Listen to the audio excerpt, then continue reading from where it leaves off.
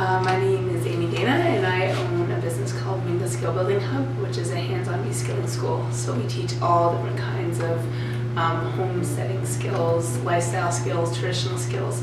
It's all about locals teaching locals. So the idea of it is to try and keep skills alive in our community and provide the platform for people that know a skill to be able to share it with the rest of people that live in Guelph and surrounding communities. No, it came from working in Calgary and realizing through the job that I worked for out there that a lot of people were feeling disconnected from one another. And through the program that I was working on specifically, when people started coming together and learning different skills that we would put on for them, that they were starting to connect deeply with each other. And so I went to New Zealand for a year with my husband, and we went on a skill building mission to learn all these different skills for ourselves. And through that I was like, I wonder if there's a way that we could teach our community about skills, and there's a way of harnessing skills, because it's something that only 2 generations ago we knew how to do these for ourselves. And so I wanted to see if maybe we could just harvest skills in our community.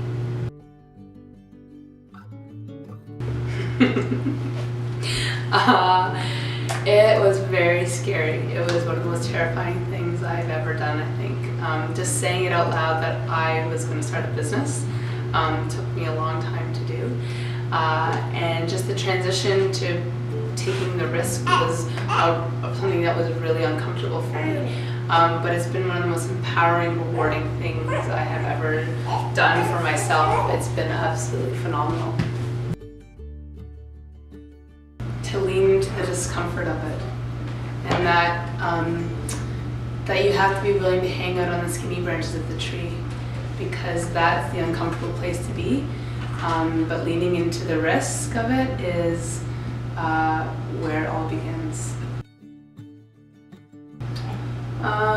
When I decided to quit my full-time job after I had my son and step 100% into my business as my job, as my career job, as opposed to using it as a backup. It was always something I did part-time, and then I worked full-time, and I decided to just do this.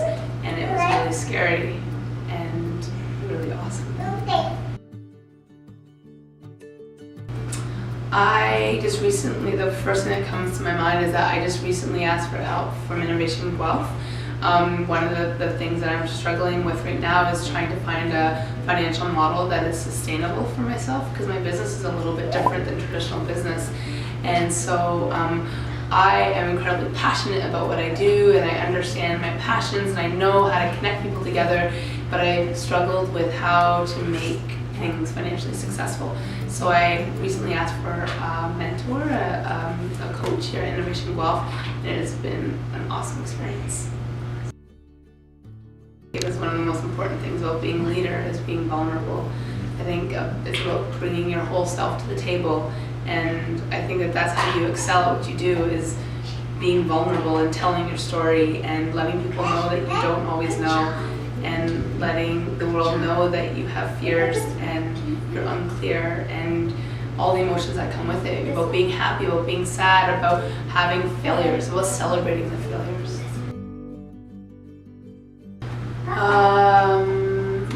I have a few.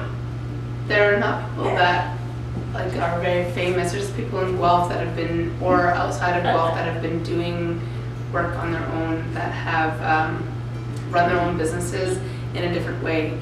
So one of them is Rob Avis from Birch Permaculture, who really inspired me to take the leap and to step into something that was completely new. I read a lot of homesteading books, a lot of permacultural books.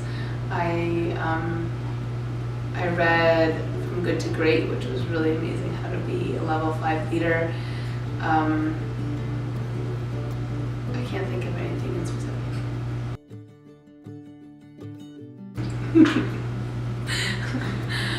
Yes, it can be a challenge, but I actually feel like that's one of the good boundaries that I've set, is that right now I need me time, and I have certain days of the week that I work in my business, and it actually feels really liberating to be able to set that boundary, to be able to say no and to stand in it and be like, I'm not working right now. It's pretty great and hard. Yeah, I do. I really love to cook and to spend time with my family and to be in my garden and to spend time with my friends, especially my girlfriends. I find that that is something that is really important to me, is having time with other women to be able to connect about things that really matter to me and that I really need to talk about and get off my chest. And I feel like that is the one thing that really fulfills me and nourishes me. I don't find that to be a challenge because my business is all about relationships and fostering relationships, and so work for me is about relationships. So I find it actually challenging the other side of things, which is working by myself, and I find that to be the most challenging thing, is working alone. I'm such a people person and such an extrovert that being alone is a big struggle for me. So when I have relationships and I have people I'm working with, it fulfills me and makes me so happy. I'm at my 100%, I'm at my personal best when I'm doing that, but I find it really challenging to be by myself.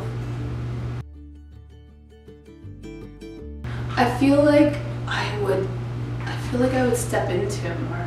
I feel like I really hold myself back in the fear of failure, that if I were to take a risk like rent my own building and my own space, or to start creating videos that I could share with the world, but I'm so afraid of failing that it really stops me sometimes. And I find that I can get stuck in my comfort zone and where it feels safe and comfortable, and it's also lonely and isolating, and I would do that differently. I would remove that fear.